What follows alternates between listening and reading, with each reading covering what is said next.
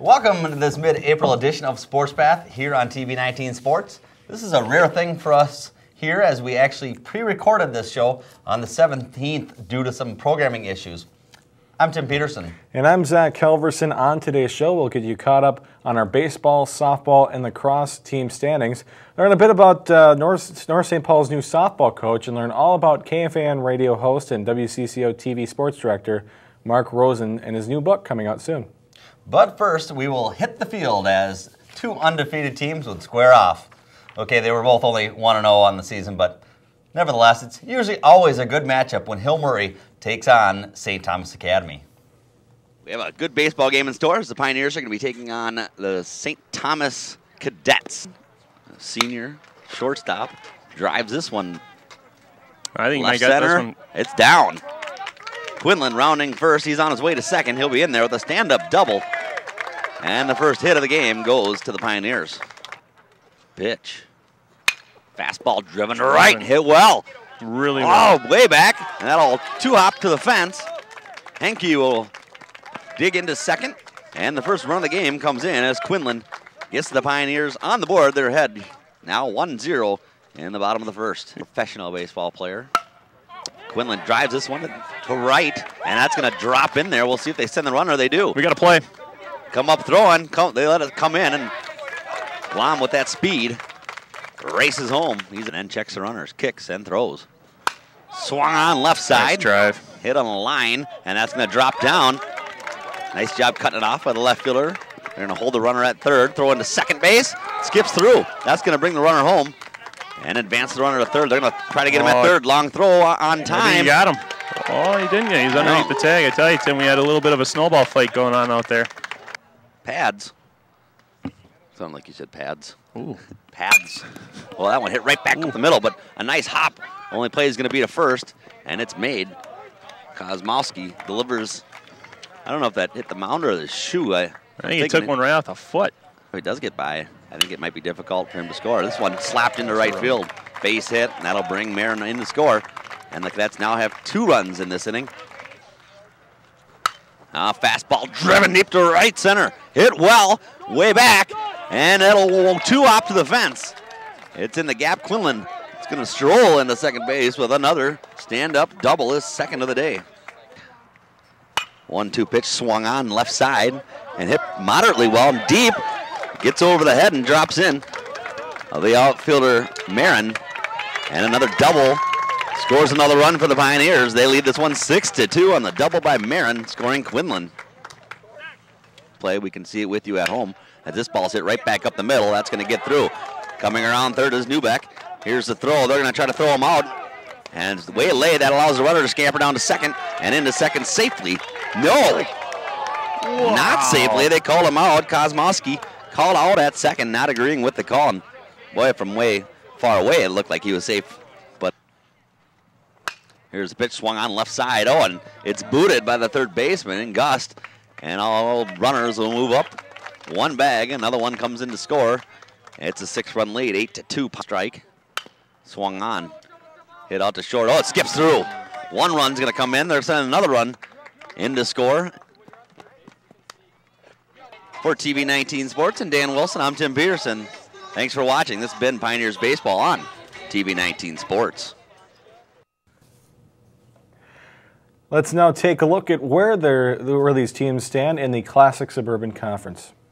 Take a look. North St. Paul off to a great start. Johnny Economy's really been throwing the ball well so far this year for the Polars, and Hill Murray right there. And those two teams don't play anytime real soon, but good battle at the top. Matamita hanging around right there. Tartan having a decent start to the season. Good season last year, building on that. And how cool is it, we look at the Classic Suburban, and all 4 of our Fab 5 teams in the Classic Suburban are 1, 2, 3, 4.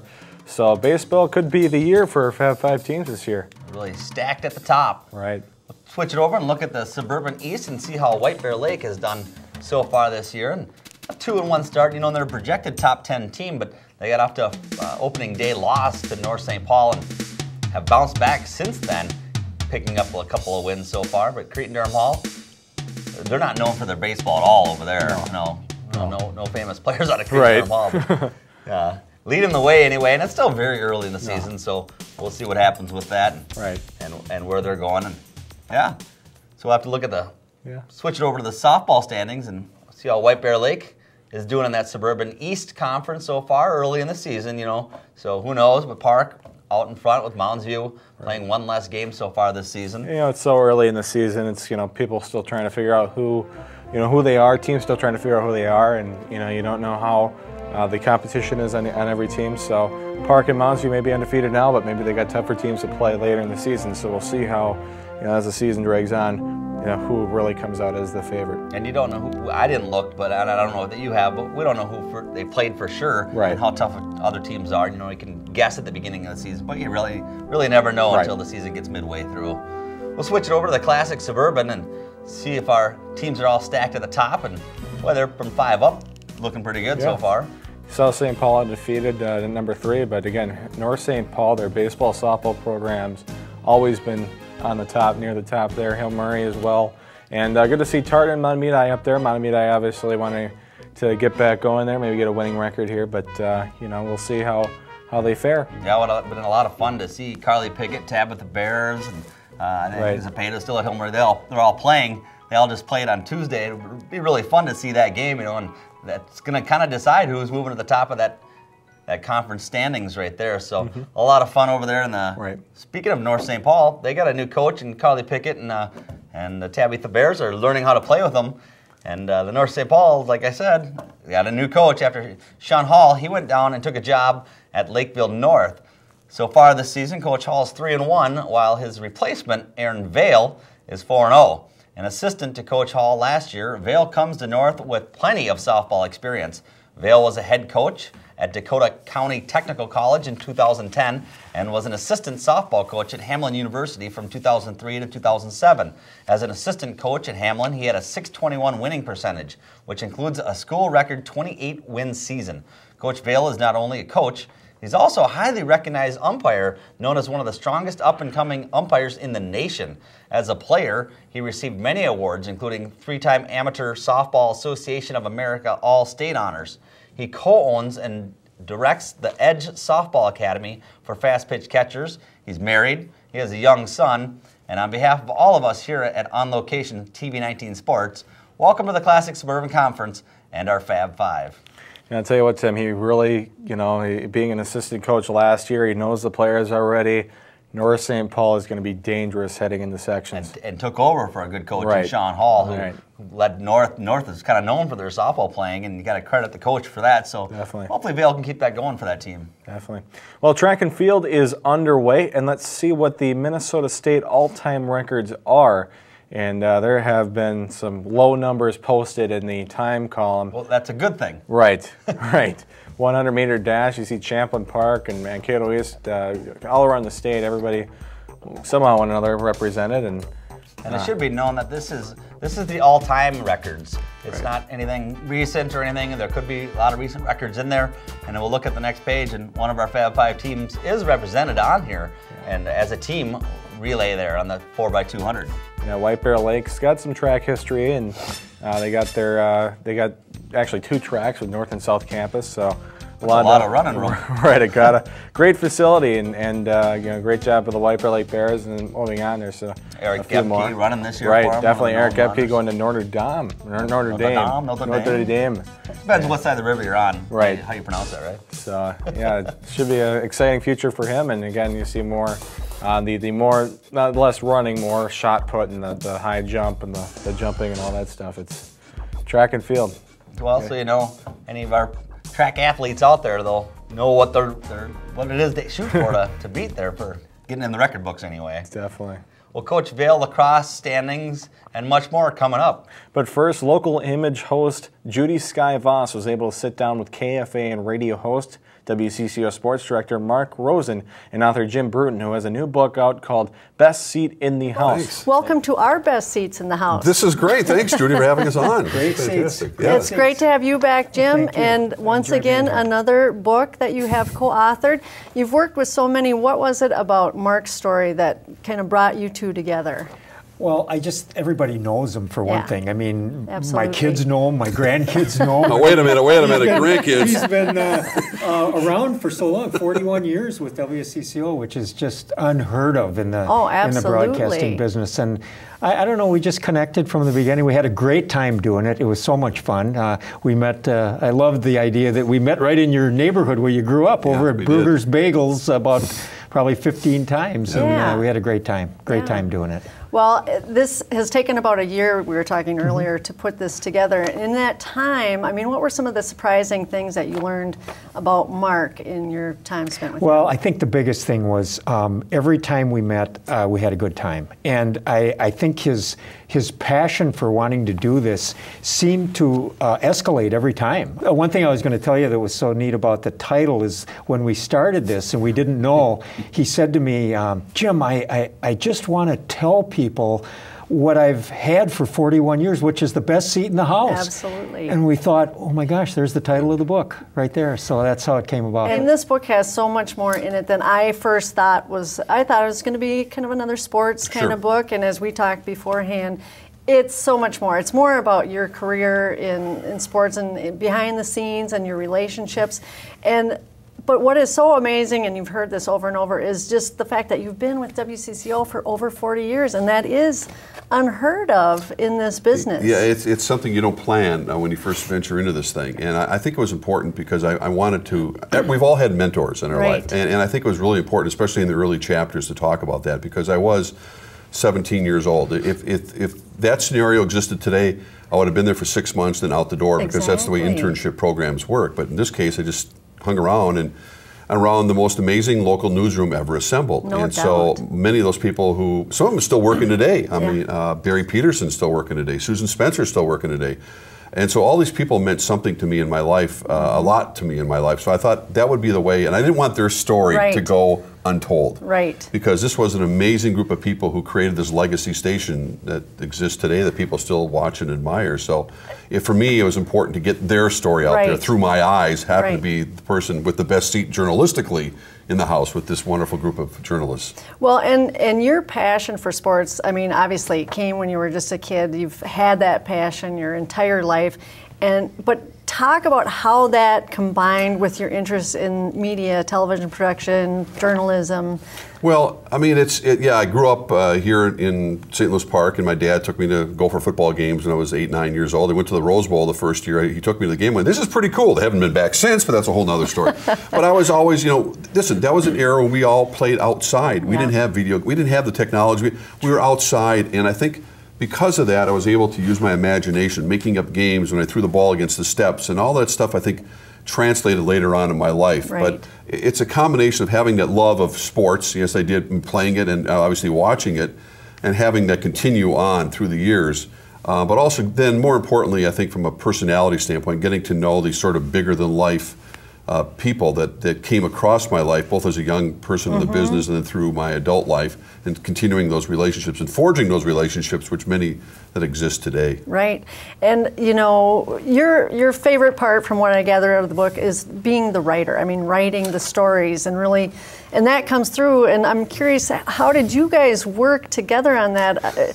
I mean, you could have written this book yourself. Well, so how did that? I could not have written it myself. I'll be honest with you. That's why this guy was the perfect person, because I knew Jim's background. Don Shelby was the one who got me involved with Jim, and I was aware of his work. And I think because of his background, knowing it was important to have someone who knew WCCO television, knew about me, so I didn't have to start from scratch. But it was a great process. I didn't know how any of this was going to go. Jim tape recorded me. Once we laid out the chapters, and we tape record me and tape record me, he'd write a whole bunch, and then I'd write a couple things and back and forth. And then I'd tear his up and tear him up and start all over. No, but I mean, was there anything in this process that maybe he didn't think was worth putting in the book, and you thought, no, people really need to know this? I think that some of the relationships he had with people and the way he described them were were things that were really important. And especially, we put a lot in there about the old newsroom at that was WSCCO. awesome. And you know, I mean, like with me, I used to go over as a kid at midnight on, I think it was Saturday nights, that they did it where the bedtime news? When Dave Moore did the bedtime news, and a bunch of us would go over there at 15, 16 years old, and we watch it live.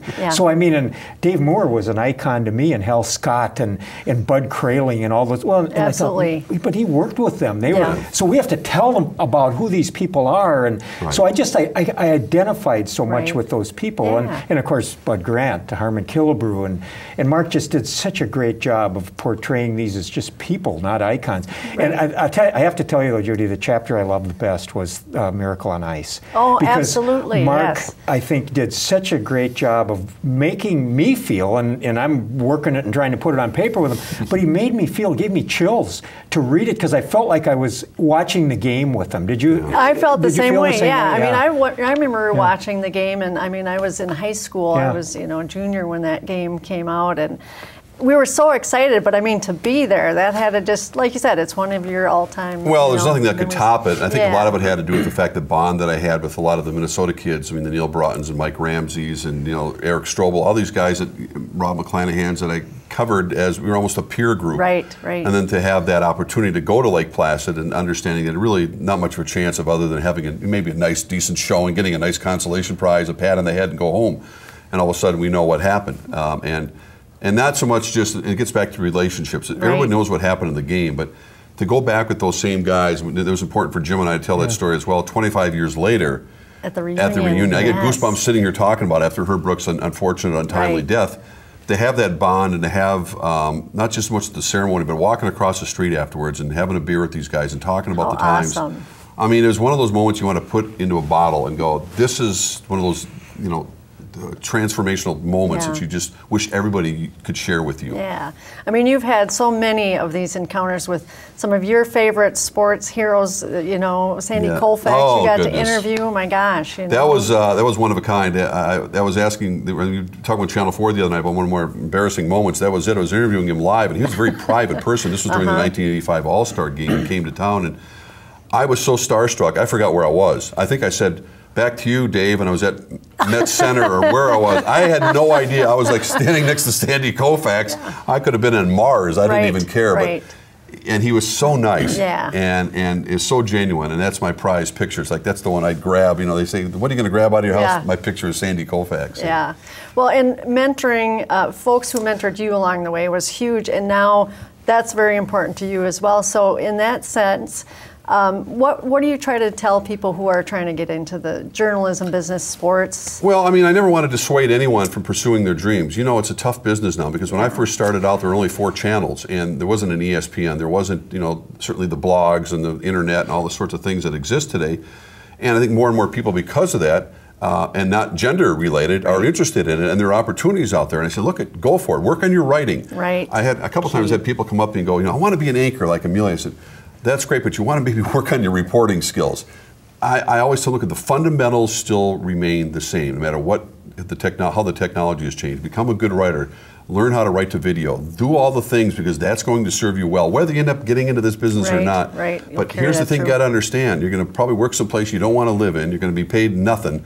You'll be, having your Happy Meals every other day, and this is the life you may have for a long time. So be prepared for that. But I would never tell anyone to say, don't go for it. If you feel it in your heart, if it's a then go for it. But have a plan B and plan C these days. I know you're going to answer this, obviously. How fortunate do you feel being able to have your passion and your work? Because you love your job every day. It's not always the best, but you love it. It's truly amazing. I mean, it is. I mean, to be in the same place after all these years and work with, again, the people that, I mean, look, it's like a family down there. And I say this in all honesty. People say, well, how do you guys, you look like you get along so well. What's your secret? Well, we like each other. Yep. I mean, Amelia and Frank are like my family down there. So, I'm energized every day by that process. You just never know what's going to happen. And I've always said this many times. The day I walk in there and go, I obviously I have bad days like everybody else, but the day I'm not energized by the process, gotta go. I think I'll know before someone has to tell me that it's time to go. Well, today is your day because today is the day that I'm going to ask you about makeup tips for behind the camera. Judy. Well, here's... You wearing makeup, Mark? She was going to do this to me. We'll be talking about Smashbox I and have to HD do my makeup. own makeup. So do we. Yeah, so okay, do we. Okay. Right. I mean, we used to have makeup artists. We don't anymore. But yeah, it's pretty funny because now it's all HD, and you know, I'm 60 years old now, so the little wrinkles start showing up a little bit more. But it's pretty funny how we have to putting the aprons on back there. If people could only see what goes on in the green room, it's our little sewing club back there and book club back there. I had to ask you because you do talk about that in the book too. You cover so much in the book. It really was a pleasure to read. Thank you. Once again, you've done an outstanding job. This guy's unbelievable. Oh, I know. Well, thank you both for coming on. You. Continued success in all that you do, and keep breaking those stories, like when Brett Favre came to town. Lacrosse is a new and complex sport to many, as it is only in its third year as a MSHSL sanctioned sport. But lacrosse is one of the world's oldest team games. The origins of lacrosse come from a game that was played by Native Americans. The original game of lacrosse was often played with hundreds of players on the field. The games were often played between villages or tribes. The rules varied as well as the field of play. Goals were sometimes miles apart. Sometimes a game was used to resolve disputes and could last days. Today, lacrosse is known as the fastest game on 2 feet. With that said, let's take a look at boys lacrosse standings as of, well, recent times, I should say. Right. And we'll take a look, and the conferences are all a little bit different because it's just only been sanctioned for a few years, like you had just said, Zach, and that's what they're looking like. It's still very early in the season. In fact, we're never sure, but we know that White Bear Lake always put out a solid team. Yeah, they won the section last year, and they're up and coming again this year. They got a young team, young squad, but a very talented squad at that. And we'll see if all these young guys can keep up and play at the high school level. Looking at Classic Suburban, and you see again it's a newly sanctioned sport, and Matamidi #1, Hill Murray #4.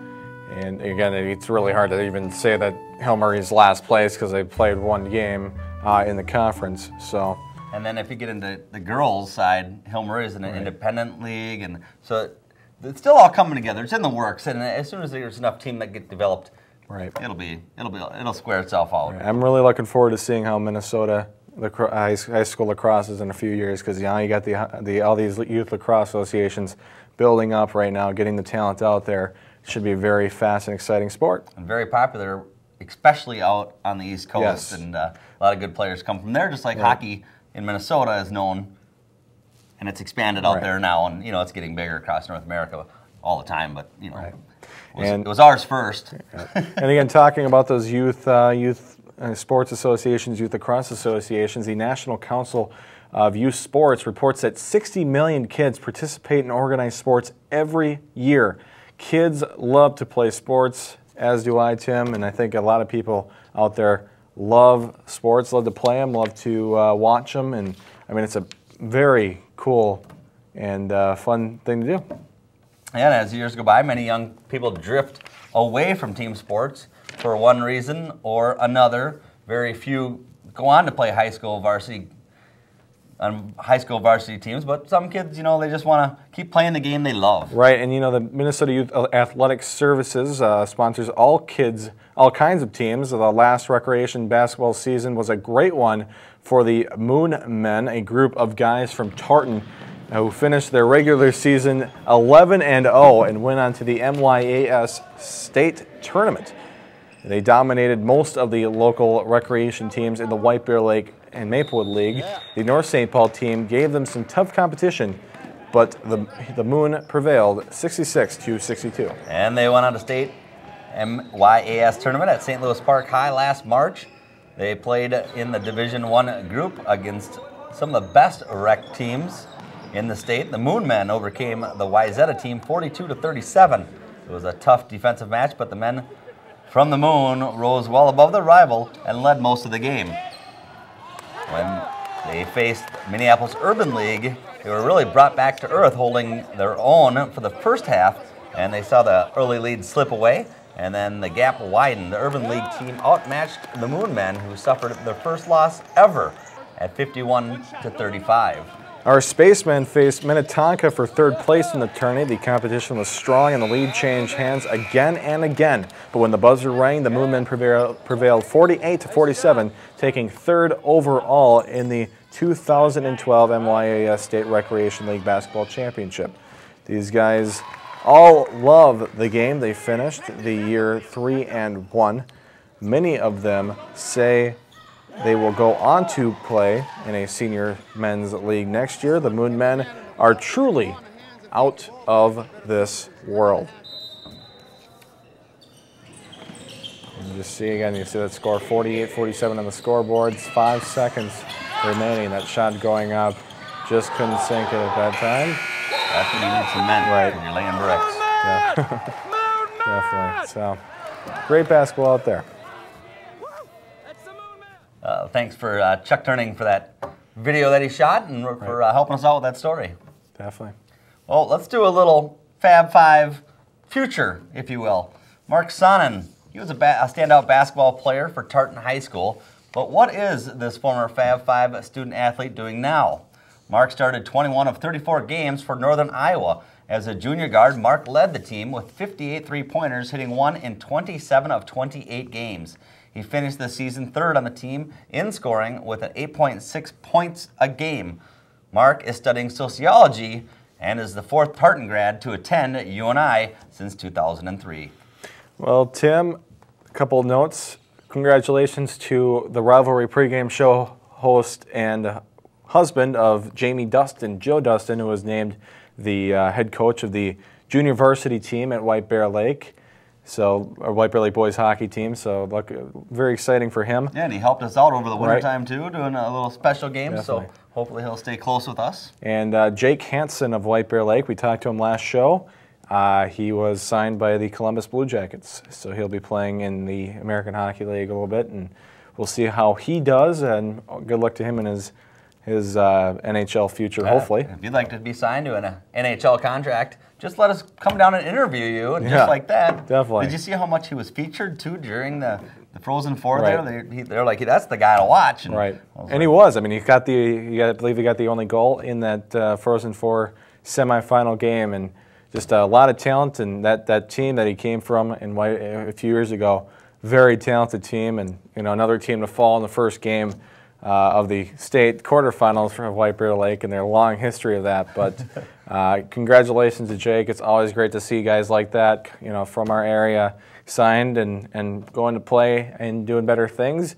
Justin Braun on the San Jose Sharks of Vadnais Heights, also out there playing some playoff hockey. Ryan Carter on the New Jersey Devils. He won a cup a few years ago.